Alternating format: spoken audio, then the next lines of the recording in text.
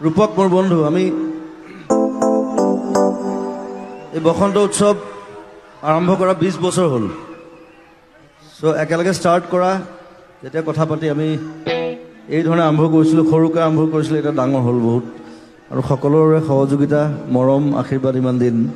তাৰ কাৰণে সকলোকে ধন্যবাদ জনাইছোঁ নগাঁওবাসীক আৰু গোটেইবিলাকে মিলি এনেকৈ কৰি গৈ থাকিম অহা বছৰ আৰু ডাঙৰ হ'ব নেক্সট ইয়াৰ আৰু ডাঙৰ হ'ব লাহে লাহে ডাঙৰ হয় চব বস্তু সো বসন্ত উৎসৱ জিন্দাবাদ নগাঁও জিন্দাবাদ